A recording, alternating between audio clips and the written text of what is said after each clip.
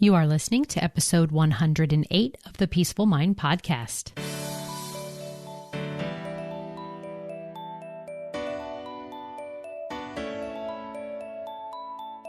Welcome to the Peaceful Mind Podcast, a place for creating the peace of mind you need to be the best mom you were created by God to be. If you want to bring more balance, more joy, and more peace to your motherhood, this is the place for you. I'm your host, certified life coach and Catholic mom, Danielle Tino. In the name of the Father, of the Son, and of the Holy Spirit, let's get started.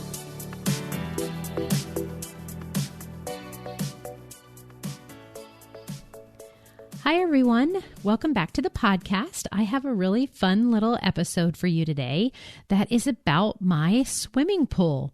Here we are at the end of the summer, if you're listening to this podcast right when it comes out. And did you do any swimming this summer? It's been hot in a lot of places around the world. And if swimming is your thing, I hope you got a chance to cool off.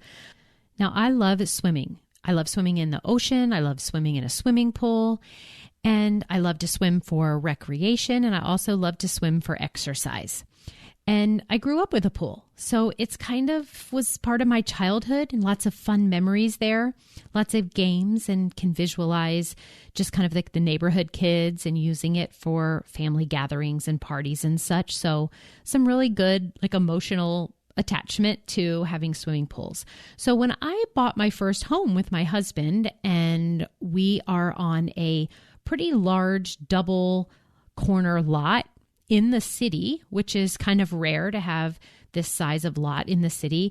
I remember that we had viewed the house, and then, which was pretty small, just one bathroom, 3 small bedrooms when we purchased it. And we went out into the yard, and that is when we both were looked at each other and said, this place would be perfect for a swimming pool.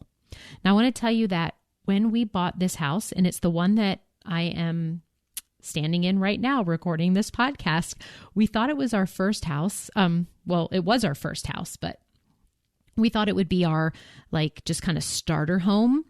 Well, to tell you, this next month, it'll be 22 years since we've lived in this house. And it was only last summer, actually not even the full summer, that we put in a swimming pool. And so this past summer was the first time I was able to have a full summer with the pool. And it's not over yet. So where I live, the climate's okay, and we'll be able to swim into October. So we get a lot of life out of our pool during the year. But still, just to think that when it's been 22 years since I originally said this yard would be perfect for a swimming pool. And that leads me to the first lesson that I want to share with you that I have from this time, from the time we moved into the house until we had the pool, and then what I'm kind of learning from having the pool now.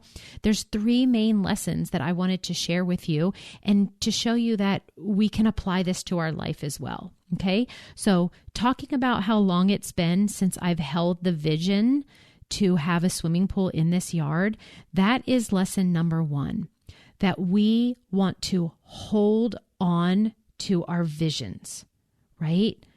That you can, in your mind, picture something, and if you keep it there and hold on to it and focus, you can create it into life.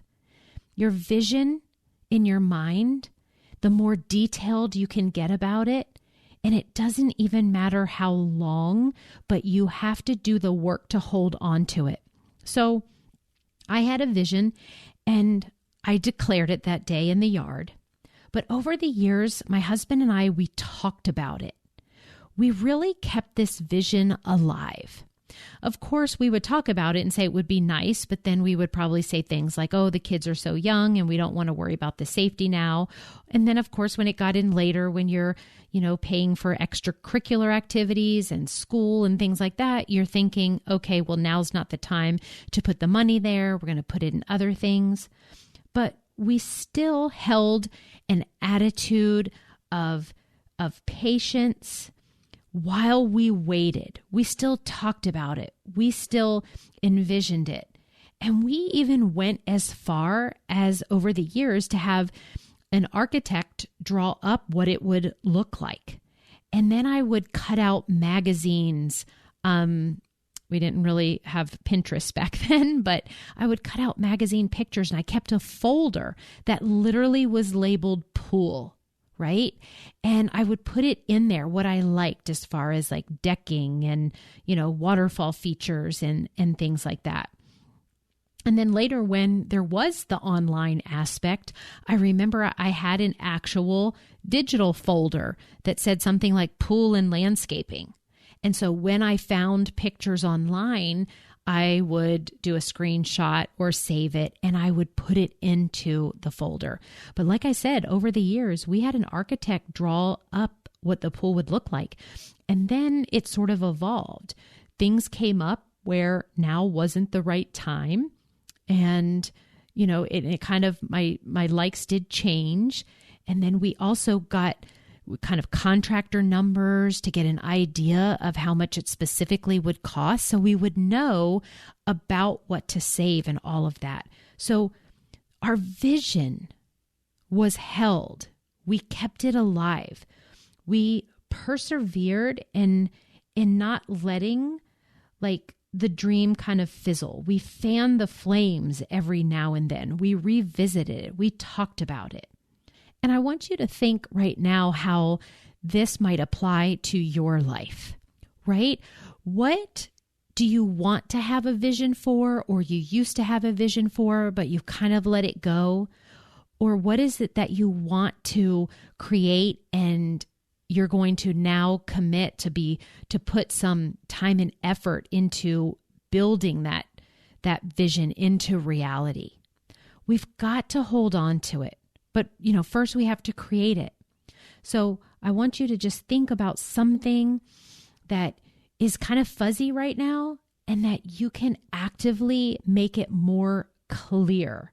And then you can maybe tell someone about your vision, right? And then as you wait for it, can you maintain an attitude of possibility and positivity that will just fan those flames? Because it's having this vision. And this is what I can see and what I've learned from this, having this swimming pool. When I am out there in the pool, I will say, wow, I remember when it wasn't here. I remember when we stood and said, it would look amazing right here, or we'd love to have this feature. And now it exists. And though it was 22 years, that's okay. It doesn't matter how long it takes, and we can have fun on the way to it becoming a reality by, feeling as if it is happening, get you excited and there's enthusiasm, but it is up to you to hold the vision. Okay, lesson number 2 from my swimming pool is take time to just float. That's right. I love to get into the swimming pool and do my laps, and we have like a basketball hoop and just kind of, do my swimming and all of that. But I love to just get afloat and get on it sometimes and float around the pool. And in life, everyone, we need to recognize when it is a time to go and do and get things done and all of that. But how much of that time that you're spending right now, could you categorize it as relaxing and content and just kind of free? And like I said, floating, just letting the currency of life take you, and not in a passive way that is deemed lazy or anything like that. The way that you know if it is floating, if it's restful and not lazy, is what is your mind doing at that time? When I make it a priority, if I'm not swimming for exercise or laps, and I want to just take the time to float, I purposely guide my mind into a place of relaxation where it will want to go to, oh, you could be using your time better if you were doing this. And how the brain is mean and it kind of beats you up for actually taking some time for yourself to rest. I'm so aware of that this happens and onto myself that I make it a point to float. And when I do this, my brain needs to relax too. And I tell myself how this is good for me and how I need it and it fuels me up. And I just take that time for gratitude and to think about what is going right in my life and why everything's going so well. And I concentrate and deliberately find even moments just recognizing the silence or when it's silence to me, sometimes you hear the birds or maybe a neighbor has a lawnmower going. And there's even the hum of the pool equipment that I sometimes just want to allow my focus on and stop my streaming of thinking, right? As much as I can. So where in your life can you just take some moments to just float, to take time to float? And if it's not literally on the pool, I just want you to take the lesson about how you can incorporate this floating idea of floating into your life. What are you doing to add silence, adding kind of calm time of gratitude, slowing your mind, doing nothing without beating yourself up for doing nothing? This lesson from my pool is something like right now as I'm speaking about it, I'm like, today I am going to get in the pool and I'm going to do laps, but I'm going to have ample time to just float and soak in all the things that I'm telling you to do. I'm like, right now, I'm like so excited to have that be an aspect of my day as well. Okay. And lesson number 3, the final one today from my pool that I wanted to share with you is sometimes you just have to dive in. Okay. We know that the pool can be really cold and we can creep our way down the stairs where we've got the water, just going over to like our shins and our knees. And then we know we go a little bit farther and it's like, and it touches our stomachs. And we think we like slowly want to get acclimated with the water and everything. But here in life, what I know is that we get ideas, we have goals, we have things that we want to accomplish.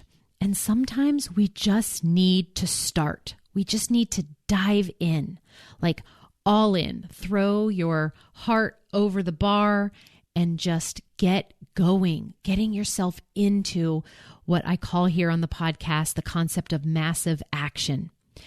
And so instead of dipping your toe in, instead of thinking that we just need to take step by step and acclimate ourselves, just like a pool, we just want to just dive in, just jump off the side.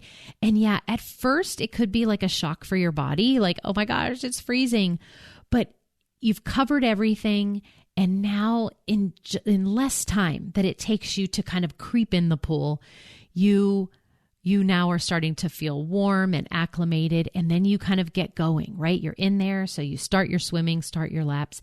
And in life too, I find that this is so helpful. If you have decided that you want something, just go after it. Just start somewhere. Just dive right in to this project. And along the way, when you dive in, then you figure out what the next step is once you're there. And so I hope that kind, of course your brain is going to tell you like all the reasons why you should take your time to do something. And it's coming from this place of fear and uncertainty. And sometimes we want to get a little bit information before we go into something, but what I've seen with my clients and what we work on in my coaching program, whether you work with me just one-on-one or you're in the group, it comes up the same. It's this idea that you want to know how things are going to go. Just like in the pool, you kind of want to dip a toe in there to know what temperature it is before you start. And you want to already feel good before you dive in to know that it will be all right. And so in life, with whatever your goals or projects are, you want this reassurance that it's going to be smooth or it won't be hard. And that is what I see holds my clients back from taking steps and making progress in their life. Because that's not how things work. We just sometimes need to just decide, say we're a yes, and we need to just dive in. The example I want to show you is like when we think we want to clean out a part of our home, and I'll just pick the garage for an example. And everyone is like anticipates how long it's going to take and how hard it's going to be and how heavy it'll be because we have to go through things that we haven't gone through and we don't know what's in these boxes. So we're uncertain. And then we're like, I don't know where to start. Should I start over here with the sports equipment or should I go through the memorabilia? And it just slows you down. And often you listen to your brain and it was like, yeah, it's too much. I'm too overwhelmed. I'm not going to do anything. But what I want you to know that the best thing is for you to just dive in. Literally open that garage door, walk in, grab one item, grab a box, open it up, pick it up, make decisions, and go after it. And as you go along, you'll meet some obstacles and you'll be like, oh, well, this isn't actually my stuff. I need to actually call my mom and to see if she wants this anymore. But then when you meet those obstacles and you meet these decisions that you have to make, you'll know then what it is that you need to do next to move forward. And it kind of reveals itself on the way.